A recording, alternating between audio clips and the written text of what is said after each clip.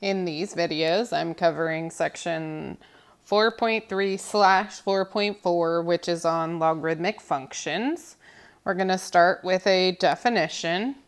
For any positive real number b not equal to 1, and any positive real number x, we define log base b of x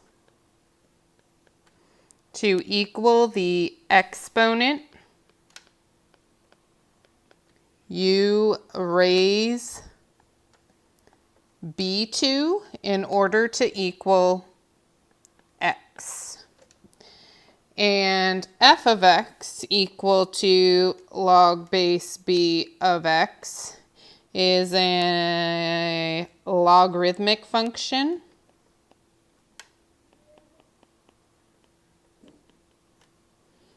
of base b.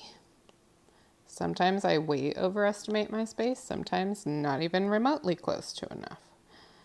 Logarithmic function of base b.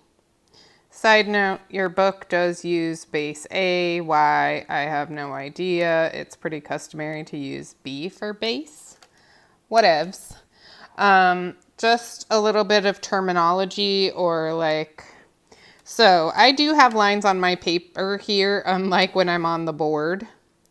But I just want to point out this line here, and then I'm going to delete it because he's kind of in my way. But b is the base. B is the base of your logarithm, and so this is the base. And he is little and down.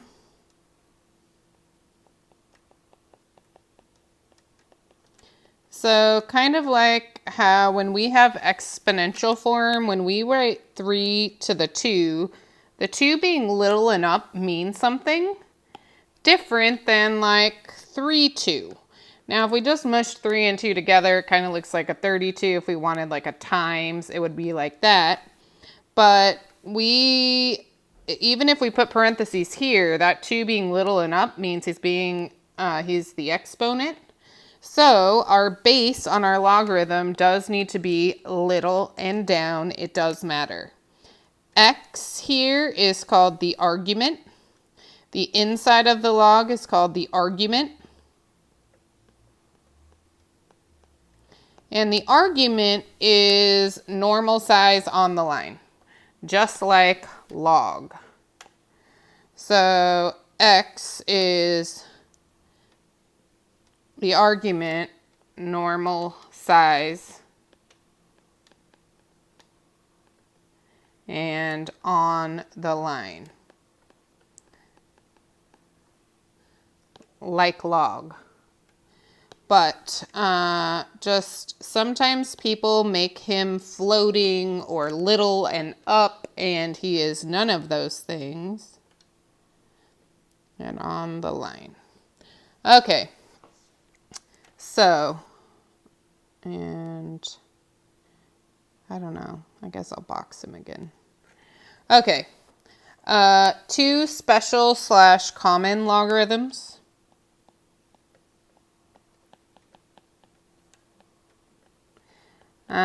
The first one is log base 10 of x is written log of x. And what this means that you need to know is that no base equals base 10. And our second special or common logarithm, I guess I should have underlined this, is log base e of x is written ln of x. And so ln equals base e. ln of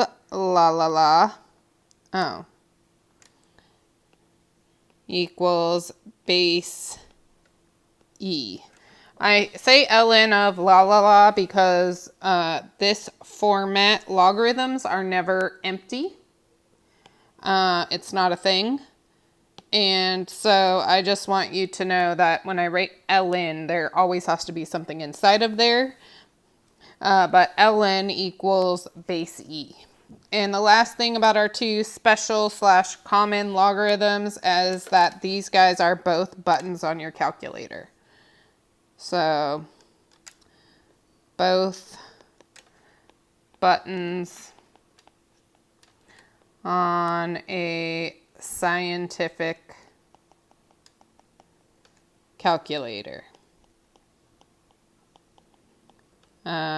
Meaning that you should have both a log button and an ln button. Well, I guess it doesn't look like a cursive L. And I also don't know why I made that rectangle so long and the other one so short. Okay. Okay, so next. Exponential functions and logarithmic functions are inverse functions.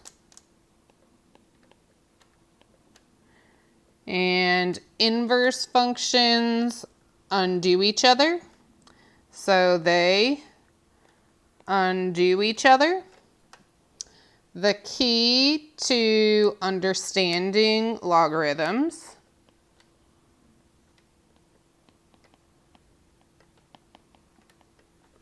is being able to go between exponential and logarithmic forms.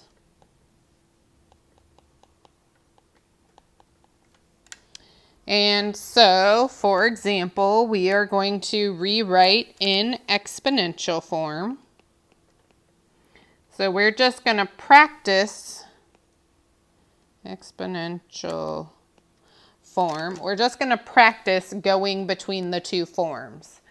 Again, I really do feel like the key to understanding logarithms is being able to go between the two forms.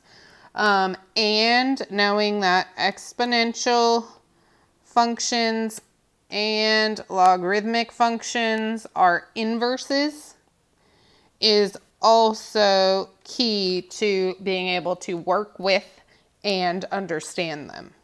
Okay, so example 1, rewrite in exponential form. Now, when we are going between our two forms, we do typically use an if and only if arrow, or an if and only if, and that is a double stamped arrow, even though I cannot seem to draw my bottom line straight to save my life right now. It is not this hard on the board. Toot, toot. Okay, we'll go with that.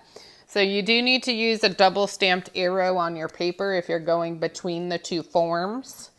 But the way that logs work is base raised to the answer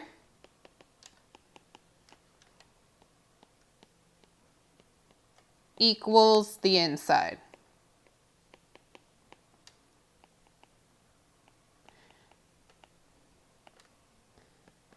How logs work is base raised to the answer equals the inside. That is one of my mantras when it comes to working with logarithms. So base is the base is the base. That's another one of my mantras, because the base in logarithmic form and the base in exponential form are the same. And so my base here is 5. I am going to take my 5 and raise him to my answer 2. That's supposed to equal the inside, 25. Base raised to the answer equals the inside. So 5 squared equals 25. Is that a true statement here? My vote is yes, and this is our answer. Okay, so base raised to the answer equals the n side, and the base is the base is the base. Example B, log base 3 of 81 equals 4. This is true if and only if base raised to the answer equals the n side. All done. 3 raised to the 4th equals 81. Example C, log base 7 of 1 over 49 is equal to negative 2. Again, we are just being asked to go between the two forms. You will actually have some identical to this in the homework, other than you won't be writing the if and only if statement or the double stamped arrow in the computer. But base raised to the answer equals the n side, so 7 to the negative 2 equals 1 over 49. And D, even though there is an x here in this particular part, I'm not asking us to solve. There will be a few solves in the computer, but they're not even going to be solved like this. I will talk about the type that you will see in just a minute. So log of x minus 2 equals 4. This is true if and only if base raised to the answer equals the n side. Except for I don't see a guy that's little and down this time. Why not? Because I'm supposed to know that no base is base 10. So his exponential form is 10 to the 4th equals x minus 2. Base raised to the answer equals the n side. And this is my answer here. Again, I'm not being asked to solve him. Could I solve this? Yes.